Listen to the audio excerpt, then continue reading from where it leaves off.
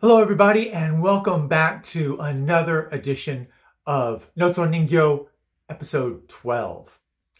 Sometimes I think as we talk about Ningyo and sort of explore some of its various categories and manifestations, I think of it as sort of like this vast continent, this land that we are exploring, and where some of the areas are familiar and well traveled, but sometimes we find ourselves in virgin territory. And I feel like some of the talks I've given we've been sort of lost in the woods, going back to virgin timber and areas that people are saying, what? Where did all this stuff come from? So this week, I wanted to go back and start with what should have been my first video and dealing with some of the bedrock issues of Ningyo in Japanese culture. And in that way, explore how important a role Ningyo play within Japanese festivals and within Japanese society in a way that most Westerners probably can't comprehend. So this week we're going to be dealing with the third month, third day festival known as the Hina-matsuri or Girls' Day, and looking at its origins and how Ningyo came to play a role in that at all. Why are Ningyo there? What do dolls have to do with anything?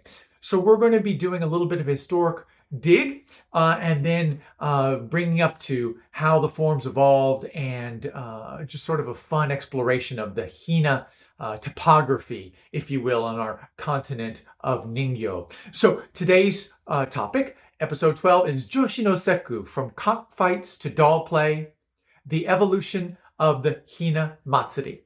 Now, matsuri means festival, and Japan has many festivals, large, small, local, national.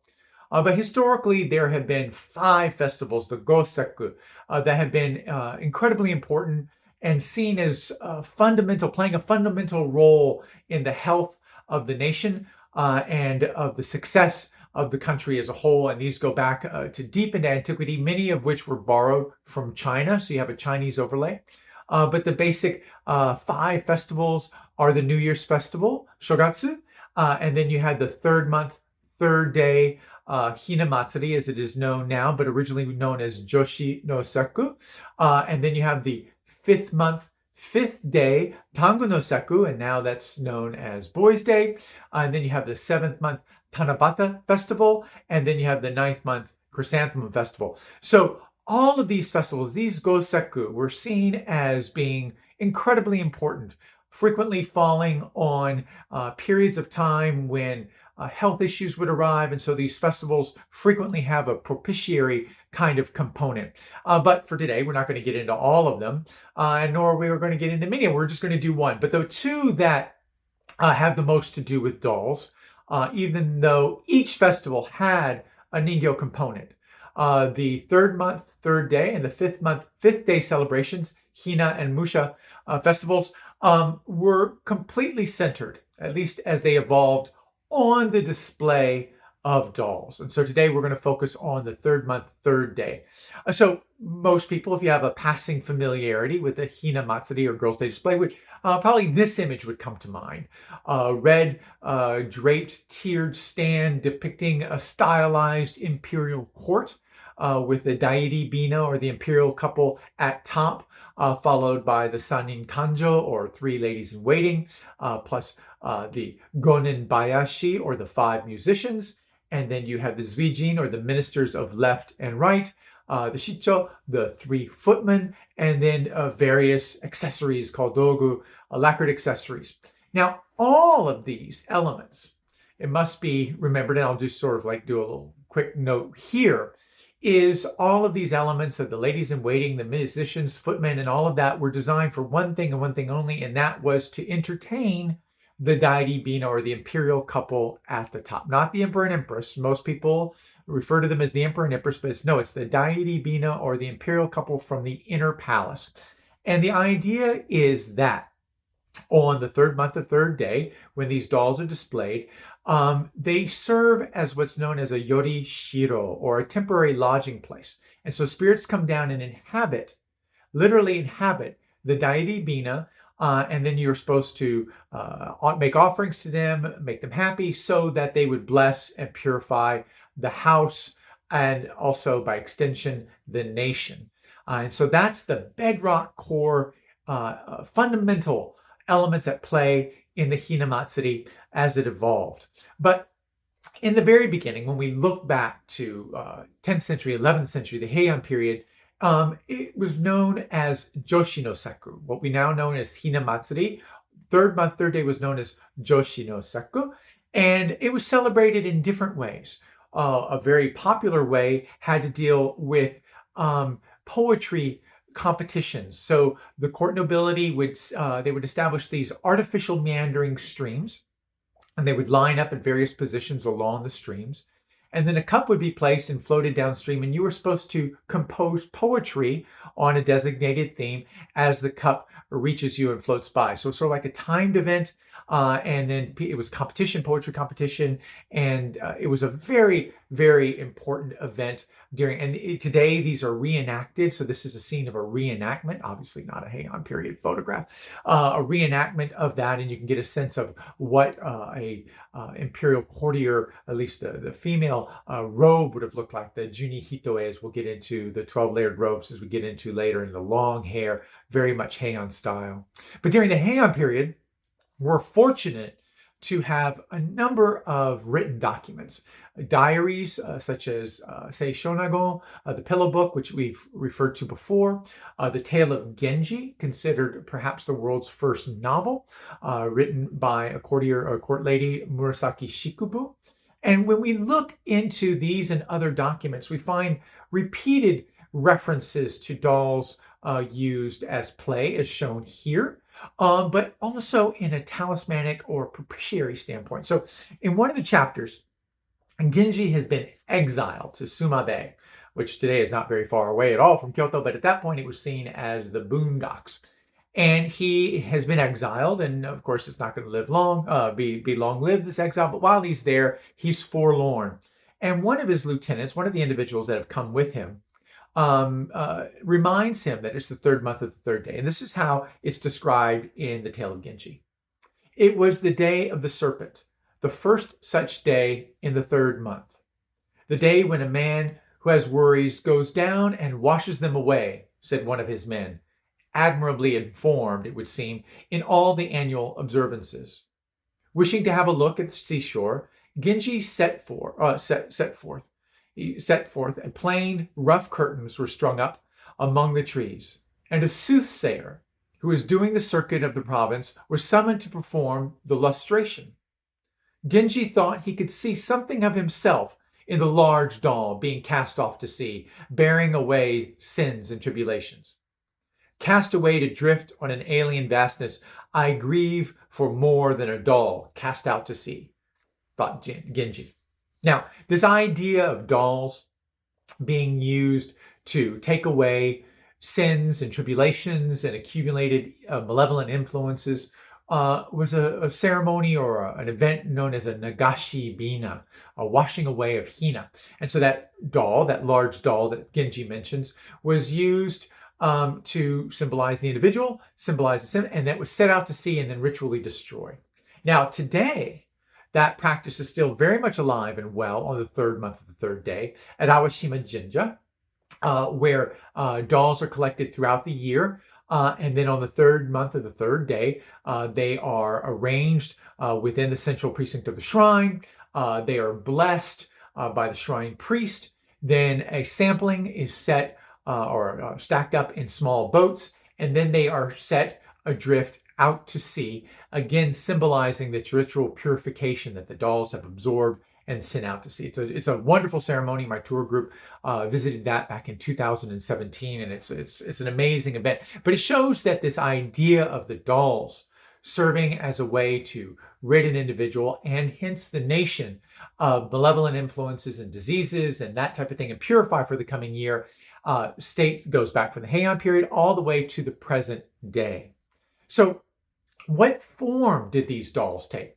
Well, we have the diary entries that talk about it, but we have to go a little bit later until we can start seeing pictures or depictions, actual depictions of the dolls. And so in the 12th century, we find this illustration in the Hatsuki Monogatari, and it shows an ubuya, or birthing chamber. And we know this because of the white tatami mat, the white robes, the white curtains, white being a symbol of purity, and during a birth of a newborn, all that in obviously a wealthier environment. All this would have been done in white, and you can see there in the center a young mother holding her recently birthed baby. But if you look down at the bottom, you can see a box with a T-shaped doll known as an amagatsu. And an amagatsu was a talismanic doll that frequently was placed in the birthing chamber and then also kept alongside the child through its infancy and moving on into early youth as a protective. And so Namagatsu looks very much like this. Very simple, T-shaped, bamboo wrapped in silk or paper, stuffed head covered in silk and then with painted features, and then typically considered male. So when we look here, this is an illustration of an ubuya or birthing chamber. We'll see a doll on the left and then also what are called dog boxes also on the left. So the doll there looks more what is going to be called a hoko or crawling baby, and we'll get to that in a minute. And then the dog boxes we're seeing also as talismanic and a purifying, protective kind of element for the birthing chamber. So there's a lot of objects that didn't perform necessarily a functional value in the general sense of the term, but they had a very important symbolic and protective role to play.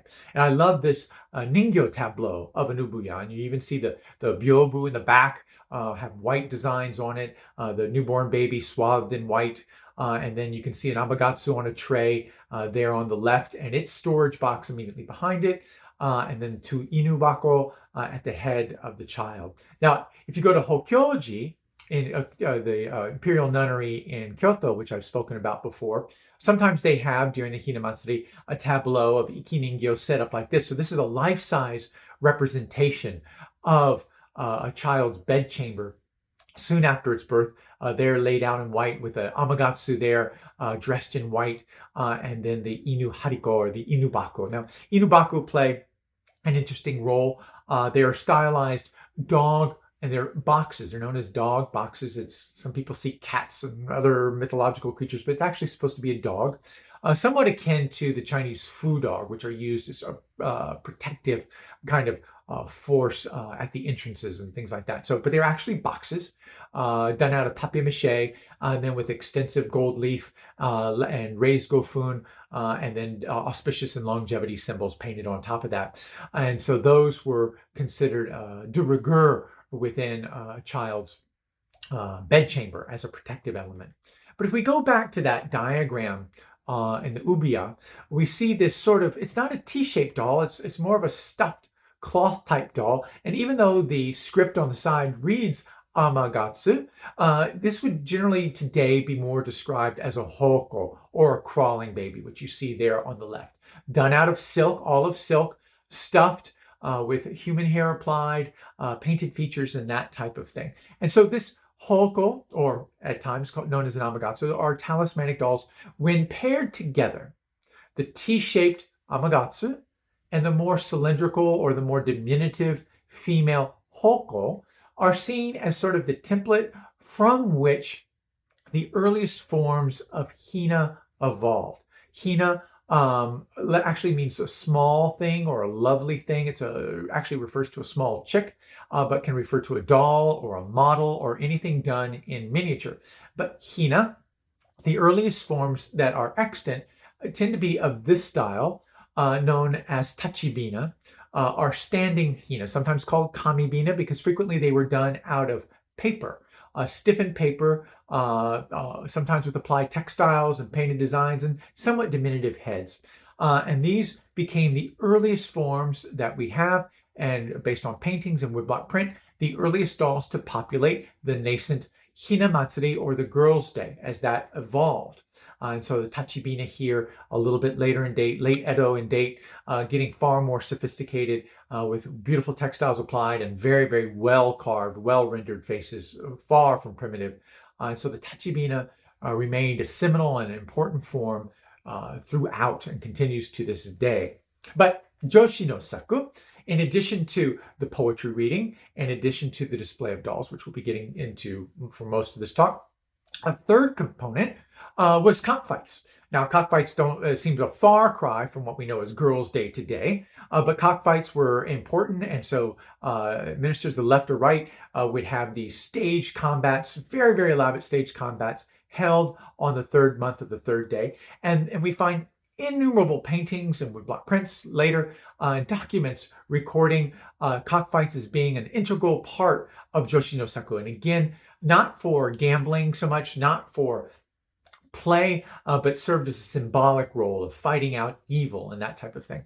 And so paintings show in the imperial court and nobility houses, and this tradition continued well into the 19th century, into the Meiji era. And so any number of Meiji woodblock prints depict cockfights as being part of the Joshi no Sekku, or third month, third day festivities, but did not get quite the amount of press and play that the Girls' Day doll display did. And so here's a final print dealing with the cockfights. This is a Meiji era Chikanobu print showing the Emperor Meiji himself viewing a cockfight on the third month of the third day. And you can see the cherry blossoms in the back. So it was a spring ritual, very much part of Joshi no Sekku.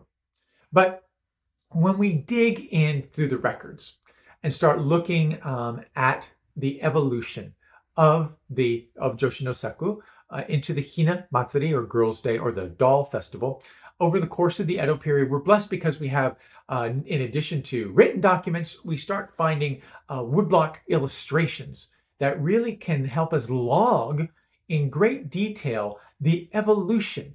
And so one of the earliest illustrations one can find, and this is from the 1600s, 1688, shows Joshi no Sekku. And on the left, we have an interior domestic scene with a very modest display of dolls.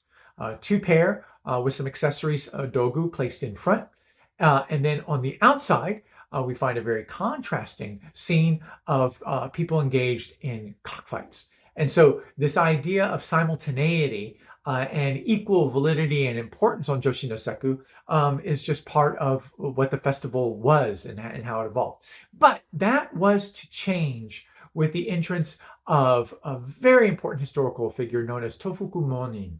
Now, Tofukumonin embodied a very interesting space in that period of Japanese history, in that she was born into a shogunal family. So she was a Tokugawa. And if you do your history, Tokugawa were the military family, largely credited for unifying Japan and introducing a Pax Tokugawa, or prolonged period of peace that began in 1615 all the way to 1868. So the Tokugawa family basically is the Edo period. And Tofukumonin was a daughter of one of the Tokugawa shoguns, and she married into the imperial family to become empress. So here you have this nexus of the court imperial family in Kyoto and the shogunal military family in Edo, embodied in Tofukumonin. And she was, it is impossible to underestimate her influence on society, her taste, her proclivities. Her actions put a very, very strong stamp on popular, or not unpopular, but imperial culture, court culture, and military culture at that point in time. So this is a Shinzo of Tofukumonin dating to the early 17th century. And so you find any number of paintings of Tofukumonin. And one, if one is familiar with the Hina-matsuri, Girls' Day, one would not be surprised if you actually confuse this with maybe a female, an imperial female figure from the doll display. But this is actually another painting of Tofukumonin. And just dealing with dolls and Tofukumonin, she actually did a lot of her own craft work, if you will. And so she did oshie ningyo, or these padded dolls. And this is a very famous oshie ningyo done by Tofukumonin herself. And that is in a temple, currently held in a temple in Kyoto. But one of the reasons why she is so important in our discussion is that her daughter, this product of an imperial family linked with the Tokugawa in Edo, was the Empress Meisho. or Emperor Meisho. This is one of the few instances in Japanese history where the emperor was actually a woman. So Meisho Tenno was the daughter of Tofukumonin and the emperor, and she was coronated as Empress Meisho. Now, what is super important for our discussion is that for her first Hina, or for her first third month, third day celebration after her coronation, Tofukumonin encouraged everyone, because Meisho loved dolls. She's a young girl, loved dolls. She was coronated at a very, very young age. So Tofukumonin encouraged people to give Meisho gifts of dolls. And so there was an enormous display of dolls for Joshi no Sekku that year. And that seemed to set the tone and the direction for years to come. Tofukumonin, Meisho, and then that celebration in Kyoto spreading out into Edo and military culture, to where a display of dolls became sort of de rigueur, and that evolved and became far more important as the time went on, but beginning with Tofukumonin and her daughter, Empress Meisho. Now, sometimes I'll refer to various reign dates, and that will become important later. So just as sort of a primer, if you will, on important Nengo or reign dates. So when an emperor ascended the throne, frequently he, or in Meisho's case, she would establish the name for that reign. And sometimes that would change over the course, but you have various important reign dates that are during the Edo era. So Kane era, Genroku era, Kyoho era, Tenmei era, Bunka era, and getting toward the very end of the Edo period, Bunsei. So Bunka Bunsei is seen as a very important period for doll, sort of a whole cultural efflorescence at that period. So Bunka Bunsei Ningyo are very, very important. Tenmei saw the evolution of very important forms within the Hina display. Kyoho also. And Kane and Genroku getting very, very early into the Edo period, and sort of like the early origins of the Hina-matsuri. So the Hina styles that we're going to be covered, some reflect the reign era, and some are known for the makers or various court styles. So the type of dolls that we're going to cover and gloss over as we move through our discussion are the Kanebina, Kyohobina, Jirozaimon Bina, Yusoku Bina, and Kokin Bina. And so these are the 5 principal forms. Now there are others, and we're going to encounter a few others along the way, but these are the 5 principal forms of Hina that every Ningyo collector should be familiar with, and arguably should have excellent examples in their collection to have a well-rounded Ningyo collection. But we're going to start with a little bit of a tour of the evolution of the Hina display through woodblock print, because in this way we can sort of get a sense of how it evolved moving forward from Tofukumonin's era and how the display evolved. And so again, here's an interior scene with the doll display. And again, at this point, just several pairs of the Tachibina, but you can see they're actually seated forms. And that idea of going from a standing to seated is very, very important as we move forward, because with the seated forms, they could start getting more elaborate, more luxurious. And so the importance of the festival is reflected in the sophistication of the forms of the dolls themselves. I particularly love this painting. Again, late 17th century, late 1600s, just how it gives you a sense of how rich and luxurious the display was becoming, and how important as the focus was placed on Ningyo and the internal display. But the first sort of codified form to emerge was this after the standing Hina, the Tachibina we touched on earlier, was the Kanebina. Now there are other Genroku and a few other early, more primitive Hina forms, but when you get to the Kanebina from the Kane era, you have, in the late 16th century, you begin to have a sense of the sophistication and the beauty that were going to be infused into the imperial couple, or the Tachibina. Sumptuous brocade, kinran brocade textiles, and artistry being infused into the faces and the heads. One of the hallmarks of the Kanebina is that, particularly for the male figure, that the cap was formed as piece of the head. So it's not a separate cap, it's just formed one piece of the head, to make it look like a cap. And again, later on, that would become a separate thing. But you can begin to see the beauty of the features, of the facial features. And so this is another one of my favorite Kanebina pair, a really rich, lustrous Kinran textiles. They're very bold, flashing in the light. And then the female figure, the Meibina, as she's known, the Meibina there with her sort of a beanbag style. Those are just her trousers. So she's depicted kneeling. And so her hakama trousers sort of billow out. And so then you can see the multi-layer gown. But when you flip her around, you can really see the Kinran patterns at play. And we had a conversation about this in the Isho category, where the textiles used at this place were largely selected from textiles designed for other applications that had appropriate size crests. So you can see that this kimono was not necessarily designed, or the fabric was not necessarily woven for the Hina, but it was a relatively small scale pattern that worked very, very effectively as a gown for the Meibina in particular. I love this gigantic floral spray on the back and the gold flashing. But little by little, as we go through, we start finding that in order to make these more sophisticated Hina, you had to have a sort of an industry evolve around it. So, and in this woodblock print, we can see the Tachibina, sort of old school, if you will, lined up in the back, and then a much more sophisticated Kanebina style shown there on the tray. So this is an early to mid 18th century how the display would have been done at that point in time.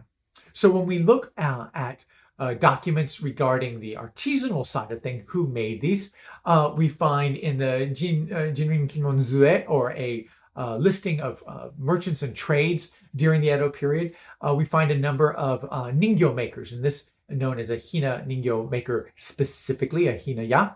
And you can see the carver there holding up a finished product, and a few of his finished pieces up there on the shelf above, showing seated as well as standing forms of Hina. And then also, if we look closely, we can see a hoko and then another seated figure. And then if you'll remember my talk on Gosho, I use this print as illustrative of Gosho, but also illustrative of Hina, and how you begin to get Hina evolving over the course of the 18th century, over the course of the 1700s, into enormous scale. So much so that in our next form that we'll be getting into, the Kyoho, the government literally had to step in and restrict size and restrict the use of materials that went into the Hina, because people were using real gold, real silver, incredibly expensive textiles to create their doll, also scale. And this is at this point in time, the Hina-matsuri had cascaded down influence-wise and practice-wise from first the imperial circles to the military circles, down to the chonin, or the merchant class in the large cities, and then on to cities around the country. So Hina was becoming a national passion, but also an arena of competition. Because we must remember that the merchant class, though becoming the wealthiest of all the classes in the social hierarchy, the Confucian-derived social hierarchy, was the lowest of classes. And they were not supposed to display their wealth in such an ostentatious manner as having a life-size Hina set with real gold and real silver accessories and lacquer work and that type of thing. And so the government would step in periodically and issue these sumptuary laws restricting specifically doll types, sizes, and that kind of thing. I love this particular surimono woodblock print just because it gives a sense of the scale. This print itself is dating, I think, to 1808, and so it's an early 19th century where the scale is still very, very large. And again, we have any number of documents, woodblock print documents, showing the plethora, if you will, of Hina and atelier devoted to the creation of dolls for all the various festivals. And I particularly like the one on the left, Nezumiya Bunzen, a very, very important early Ningyo house, if you will. And people who are paying attention to me, that's actually my logo. I kind of stole that from the curtain on the left there. You'll see my rat logo. And this is the late 1600s print that I stole that from. I figure copyright be damned. So the Kyoho Ningyo, or Kyoho Bina, were the next, after the Kane, the next important pair, and they are again increasing in sophistication. We find similarities with the Kanebina, but just getting more and more elaborate, not only in the headdress, separately formed cap for the male, an increasingly elaborate crown for the female, but also in the textiles, a very, very sophisticated application of textiles for the Hina that were glam, glam, glam, glam, glam, because they were just the best brocades possible on the Kyohobina. And we find any number of woodblock prints depicting Kyohobina. But I like to delve into this a little bit because these displays not only show the dolls, the dairibina, the central pairing, but also what other dolls continued to be displayed. And so this is a woodblock print depicting the Girls' Day display from the mid 1700s. And of course, we see a Kyoho style imperial couple, but below that, we still see Tachibina. We find our hoko done in a very diminutive way. We find our inubako, or our dog boxes that we've talked about before, lacquer accessories and that type of thing. But also we find another type of a gosho known as a saga, or a hadaka saga, naked saga, which was very, very popular in the mid 1700s or mid 18th century. And so this is an example of a hadaka saga. We discussed it basically, or we discussed it a little bit during our Gosho talk a few weeks ago. But during the Hina period, not only were dolls depicting the imperial court on display, but also we find the slow introduction of other types of dolls being included in the display of the Festival of Dolls. And I particularly love this one because of, well, the face and just the quality of everything, but also it's got this Mizuhiki presentation ribbon on its head. But Kyoho, as I said, notorious or famous or well-deserved, celebrated for scale, for beauty of textiles, layering of textiles. This particular pair in the Heian collection, quite large, but just sumptuous layering of textiles, particularly in the Meibina, in the female figure that I love. Another Kyohobina, Meibina, that I frequently present is this one in the Ayurveda collection. Oh, just extraordinary. The facial modeling, the crown, the scale, this sits about 30 something inches seated, people. It's enormous. Love this one. Every now and then, very rarely though, we find standing interpretations of the Kyohobina. And this would give you a sense of what those textiles look like when the imperial couple are standing, and how the layering would fall out, and how that beanbag is actually just the trousers, the hakama trousers that she wear. But then again, you can see the layering of textiles and how they tend to match. In the Kyoho era, the Kyohobina wore matching brocade textiles, and this gives a better sense of that, showing the reverse with the tail, or the train, the mo for the female, and then also for the train for the male figure, and how they have matching textiles. Now, other styles that sort of came and went, but were hallmarks of what were to come. A style known as the Muromachi-bina had nothing to do necessarily with the Muromachi era, but was that's the name that's been sort of randomly, as far as I'm concerned, assigned to it. But you can see things shifting a little bit from the Kyohobina, particularly in the heads, and this sort of round face, very simple expression, goes back to the very earliest forms of Tachibina. And also very closely related to early Heian period and later painting styles, where you have what's known as a hook eye and dash nose, very minimalistic facial features that are very aptly replicated. So there's sort of a sense of nostalgia, a sense of looking back to antiquity and the early origins of all this when we look at these dolls. Now, the primary mover or popularizer, I'm not sure if that's a word, of this was the Hinaya Jirozaimo, and we mentioned that last week's talk. But Jirozaimo came up with a Hina style with these round, basically ping pong ball faces and heads with very diminutive features. And so typically when we see these round ovoid heads with diminutive features, we refer to them as Jirozaimo in acknowledgement to that atelier that did that initially. And then there are other styles. Imobina is another style. of Jirozaimon that is associated more with Edo as opposed to Kyoto. And so this is an imobina or imo style Jirozaimon.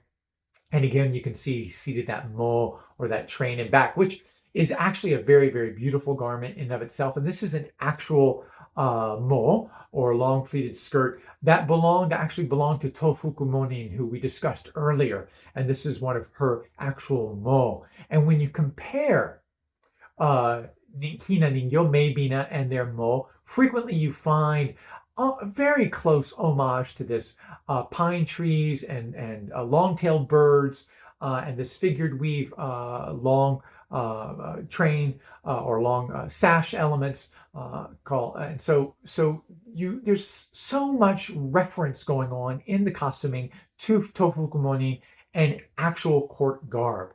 And so when you look at court garb, one has to realize that the imperial court operated under a very strict set of rules and regulations. They couldn't just wear what they wanted. There was actually an etiquette manual known as the Yusoku. And the Yusoku defined and designated what weaves could be used, what patterns could be used seasonally. It also dictated a whole range of etiquette issues. But for our discussion, the Yusoku had listed patterns and textile designs that were officially acceptable for the imperial classes to wear. So, as I mentioned briefly, sort of as the popularity of the Hina-matsuri spread first from the imperial court into the samurai circles, and which were nobility, basically at this point, and down into the merchant classes, the Ningyo itself, the Kyohobina, and various other Ningyo forms that were evolving were getting further and further away from the imperial, ubuya. The birth of it was in the imperial court circles, and you have these massive brocades and incredibly, amazingly bright and spectacular patterning that actually were not really reflective of court garb at all. So in the Tenmei era, in 1770s, late 1770s, we have the evolution of another type of hina, sort of bringing it back in, and they were known as Yusoku.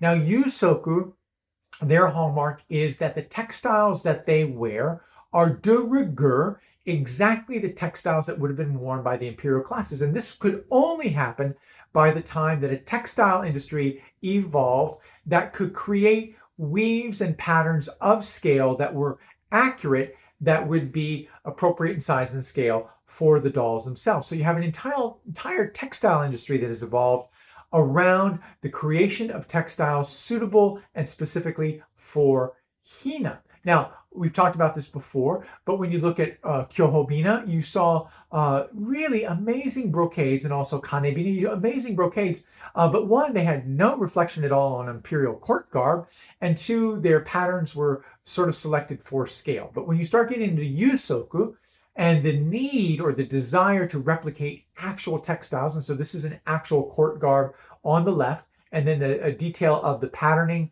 and the actual weave structure that was used to create these patterns. So no supplemental kinran or gold lamellate, no supplemental embroidery. These are all figured weaves and very much de rigueur. And so when you're looking at Yusoku, you're looking at that, and it's a wonderful. At first you think, oh, well, they're all the same. But in point of fact, court garb varied based on formal, semi-formal, informal, hunting. And so there's actually a good variety within the Yusoku, even while they maintain an adherence to the Yusoku etiquette manual. Now, this is an amazing pair in Reiganji in Kyoto of a Yusoku. I have adored this pair from afar for a long time, but it wasn't until I saw them in person that I realized that they're actually mitsuore, and they are articulated and they stand and they are ginormous.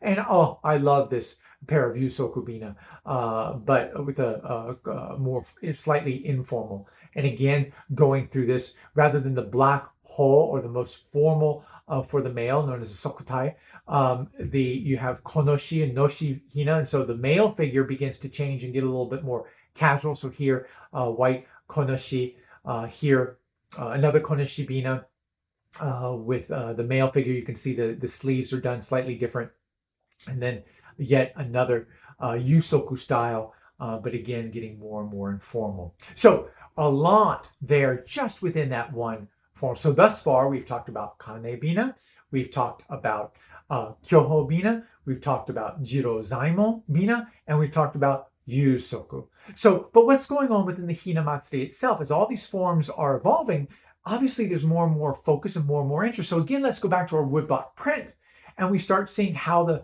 it's being celebrated, how beginning in the 1800s, begin to see more of a presence of children associated with the festival. And so the idea of them serving as yorishiro and having more of this idea of purification is gradually, step by step, with this emphasis on the materiality of the dolls themselves, we start finding a shift of emphasis away from its more spiritual component, if you will, and into a more celebratory component. And there's actually diary entries and tirades, if you will, by people, onmyodo specialists and people in authority positions, lamenting the fact that people were not celebrating the Hina or Joshi no sekku in the same way, with the same deal of reverence and the same deal of sacrality, if you will. And it was becoming more and more a festival for children as we evolve. And this is very well reflected in woodblock prints.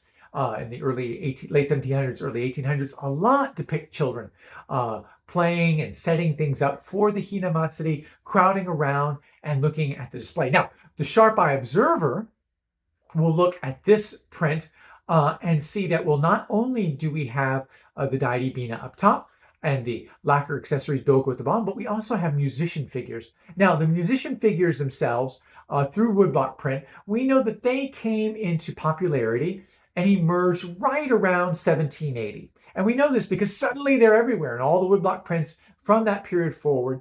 Not invariably, but frequently, the Hina-matsuri focuses on or shows the gonin bayashi, or the musicians. And so woodblock prints showing them in isolation also emphasize that they were new, they were being showcased, they were being spotlighted, but also how they were working their way into the Hina-matsuri. And so here's a young boy clutching at his mother or older sister's kimono while she holds a gonin bayashi aloft. And here, several younger ladies, actually there's an oiran or a courtesan within the Yoshiwara or within the brothel districts, and they're having their own Hina-matsuri, and you can see a gonin bayashi set up there on the box. The box itself just says Hina Ningyo, but the doll itself is a gonin bayashi, or one of the musicians. And little by little, it's the displays just get so beautifully elaborate. The tiers start expanding. The richness of the display keeps on populating. And again, we have to remember that this was sort of a hybrid sense of commercialism, but also still at base, there's this idea of keeping the Tachibina pleased. So the musicians are there, not only because they're beautiful and fun, and it was a marketing thing and something that merchants, Ningyo makers could sell and amplify, but also they were there to provide comfort and entertainment for the Tachibina. And so this is a pair of a set of gonin bayashi that I have done somewhat in a Yusoku style, but a lot of character. And you find a lot of variation within the gonin bayashi, and it's a whole field in and of itself. It's not just 5 musician after 5 musician after 5 musician. You find an infinite range of not only the faces themselves, but what instruments they play. A famous set that was sold from the Karabet collection is actually 7 female musicians. And so forget the gonin bayashi, it's the shishirin bayashi, but all done as courtier ladies. I wish I had an image in here, but I forgot until just now. It just sort of popped into my head. But woodblock print, again, exploration. Again, children becoming more and more the central element of the display as we move into the 19th century. And so this is a large print, a triptych, and I'll break it down by quadrant. So if you look at the left-hand side, you can see the gonin bayashi up there and the Tachibina just out of sight, but then young children coming in to observe and to ogle and gawk. And then we look at the rest of the room, the 2 other things. You have children gathered around, but also other dolls, a Gosho doll there. And so dolls, Tachibina pair there on the right, or a male figure at any rate. And so you have the sense of the dolls being more broadening and being used, and elements of a child's own doll collection might be brought in to be played with, but also displayed. But again, the merchant component continues apace, and I've shown this print before. This is dated to 1806 or 1806, and this shows the Jukendana or the Hina-ichi in Edo. And this was a market that showed up temporarily around the Hina-matsuri, took place in the Nihonbashi section. And because the doll festival was so important and so many people were buying Hina, that a special marketplace would be set up, and the Jukendana became sort of symbolic of the commercial aspects and the somewhat frenzy that went around this period. And so there's a poem up above, a senryu, talking about the crowds of the Jukendana. And so this is a print showing the Jukendana on Nihonbashi. And so you get a sense of the crowds, and here zooming in on some of the temporary kiosks, I guess would be the word that we would use, with the red mosen, the red cloth, and you can know that this is very much part of the Hina-matsuri, the Hina-ichi going on in the Jukendana, the frenzied component there. But not only were different styles being done, but different shops themselves were gained incredible notoriety. We've mentioned the Jirozaimon, the Hinaya Jirozaimon, that started in Kyoto but moved to Edo, and we're actually two-tracking in Kyoto and Edo. But also the shop of Hara Shugetsu. Now, Shugetsu is very, very important because as a Ningyo maker, he's one of the few that was a Ningyo maker and had his own shop. He was supplying to other ateliers, and he came up with his own form of Hina that made his shop so successful that you find any number of woodblock prints specifically depicting his shop. It was so big that he actually had a second story, so frequently is known as the Nikai Bina, or the second story Hina shop of Hara Shugetsu. Now, the doll that he evolved or created, if you will, was known as the Kokin Bina. Now, the Kokin Bina is the last of the form that we're going to spend any time on, because basically this set the template that was used pretty much throughout the end of the Edo period and into the Meiji era and on. And arguably today, most Hina have at least some Kokin Bina influence. And so Kokin can be rendered, the characters for Kokin were written in a number of different ways, but old and new Kokin is the most typical way. And it was an idea that there was a certain amount of nostalgia, leaving the straight-laced Yusoku component behind, and bringing back a little bit of fun, a little bit of flair into the textiles, but not going so far back as to lose sight of the imperial component. So frequently in a classic in a classic Kokin Bina, you'll have the male in a Yusoku style costume, whether that be a black ho, sokutai ho, or whether it be a figured element. But the girl gets to let her bling fly a little bit. So you have more elaborate headdresses sometimes,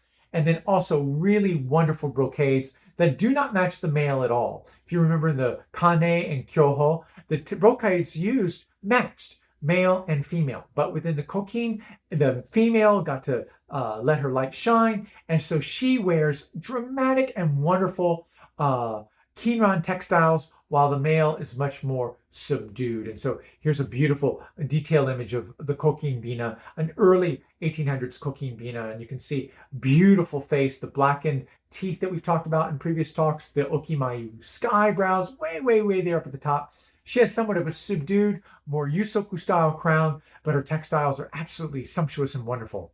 Another element that as the Kokin Bina evolved and took traction and became imitated by shops far other than Hara Shugetsu, Nikai Bina shop in Edo, you start finding embroidery, supplemental embroidery being put on the sleeves. The crown becomes very, very elaborate. And so here is a early Meiji, late Edo, early Meiji Kokin Bina from the atelier of Maruhei Okiheizo with its original box. And then you can see there on her sleeve a flower cart's been embroidered with gold silver wrap thread.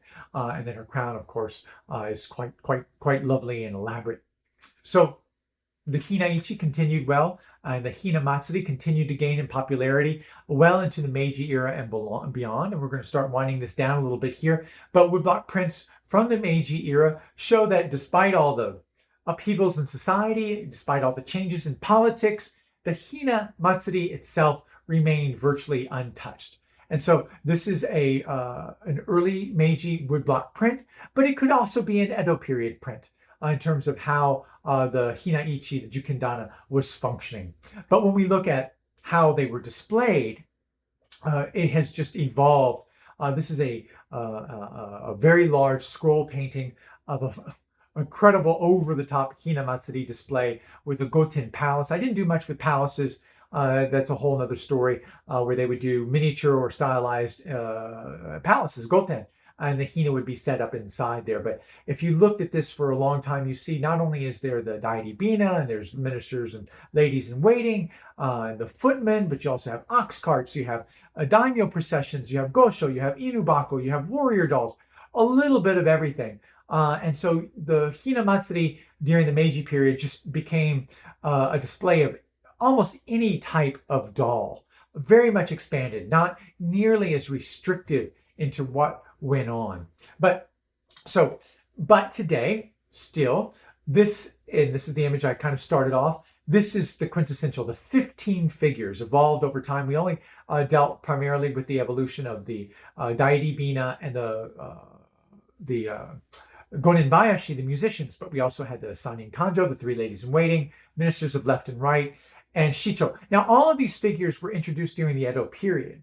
And so you find them, an example here, an example there. But it wasn't until the Meiji era that this became sort of de rigueur codified, that these 15 figures as a set and sold as a set became pretty much the hallmark or the standard for the Hina-matsuri display. So we've gone from cockfights and poetry competition and offers to the gods to protect the peace of the household and the health of the household, and also the peace and health of the nation, to a very formal display of dolls on this red cloth, presided over largely by children, and in English it's frequently just referred to as Girls' Day, not even Hina-matsuri. So as a final summation, just to sort of leave you with the forms that we've talked about and encourage you to look for them in your own collecting habits and research, is the earliest forms. You have your Tachibina or standing Hina, and of course those continue on to this day. The paper, the design, textiles design frequently have auspicious symbols. Here it's Jo and Uba, longevity symbols, raking up the pine leaves. So Jo and Uba there.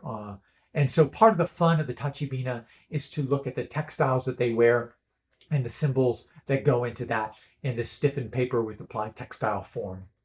From there, we went into the kanebina form, seated form, getting more sophisticated use of textiles, but more importantly, getting very sophisticated in terms of facial modeling and the evolution of craft and trade and manufacturers and artisans specifically focusing on Ningyo, Hina Ningyo specifically. From there, we have the uber large Kyohobina pair from the mid 18th century, mid 1700s. And this is when the government had to step in and enact sumptuary laws. But the Kyoho are known for their exuberant use of textiles and scale that had nothing to do with court life. Then we have the Jirozaimon Bina, which had a nostalgic look back to painting styles of the Heian period, and also a more tightly reined in use of textiles. From there, a very direct segue was the Yusoku Bina, where the textiles are de rigueur, what would have been worn by the imperial classes and divided into formal, semi-formal, informal, and hunting. So various styles of Yusoku there, but this is one of my favorite Yusoku sets. Just absolutely love this pair. And then Kokin Bina, that final sort of big evolution in Hina, hybrid Yusoku-ish styles for the male, but all bets are off for the female. Supplemental embroidery, outrageous headdresses that never would have seen the light of day in the imperial palace. And then finally, as a quick talk or quick thing, because of the widespread popularity of the Hina-matsuri, it sort of burst far beyond the basis or the imperial palaces or even the samurai nobility to the merchant classes to all over the country. And so you have an alternative or an additional style of Hina that generally just get lumped into Machibina.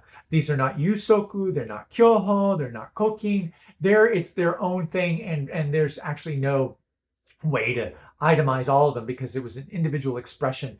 One of the hallmarks of many of the Machibina or the town Hina are these elaborate, super large, oversized sleeves with incredible embroidery. And this is a set actually from the Heian collection that I used on the cover of my book, which will also be coming up in my sale of the Heian collection material, is this amazing Tachibina set. And you can see the giant shishi dogs on her sleeves. And just as a personal aside, I was in Kyushu in southern Japan, going to one of the Hina-matsuris down there, and I saw a sign for the world's largest Hina. And I was super excited because I couldn't imagine what this world's largest Hina was going to look like. And I worked my way through the back alleys to find this world's largest Hina. And to my dismay, the Hina itself was not all that big. The sleeves were gargantuan. And so you had this tiny Hina way up on a shelf and sleeves cascading down maybe 10 feet to create this very impressive 10-foot tall Hina. But in point of fact, it was the sleeves that were 10 feet and not, or maybe not exactly 10 feet, but you get the idea. Big, and the doll itself was small. And so you can imagine, extrapolate from this figure where the Meibina just gets this incredible sleeve treatment and just sort of expand that out. Well, there we go, guys. So this has been sort of a whirlwind survey on Hina, its origins, and the principal 5 forms that, in terms of the dolls themselves, the Tachibina. And I go into this in great detail in my first and second book, Ningyo, The Art of the Japanese Doll, and Japanese Dolls, The Fascinating World of Ningyo. Both of those books are available readily on Amazon. I have a few copies here if you want to contact and reach out to me directly. But then also, don't forget, my book on the Japanese friendship dolls is available. Whew. Okay, so our next topic, for the next edition of Notes on Ningyo, episode 13, we're going to deal with the flip side of the Hina-matsuri, and that's the Boys' Day of Musha Ningyo, or Tangu no Sekku. So that talk will be Musha Ningyo, the bad boys of the Japanese Boys' Day display, and all civility is thrown out the head. We'll be dealing with ear-loping and decapitating and vicious, as well as noble warriors of great ethics. It's all a mosh pit of Ningyo, if you will. So that's coming up in a few weeks. So until then, my name is Alan Scott Pate. And as I always say, please feel free to reach out with me. Email, my Facebook page. I'm having such a good time talking with everybody about their Ningyo collection and answering questions because, there's so many forms out there. Who knows them all? And so it's been a great discovery process for all of us. But until then, my name is Alan Scott Pate, and this has been Notes on Ningyo. And please stay tuned in a couple of weeks for Musha Ningyo, the bad boys of the Japanese Boys' Day display, Notes on Ningyo, episode 13. Until then, I trust everyone will stay safe and well. And thank you so much for your time. Take care. Bye-bye.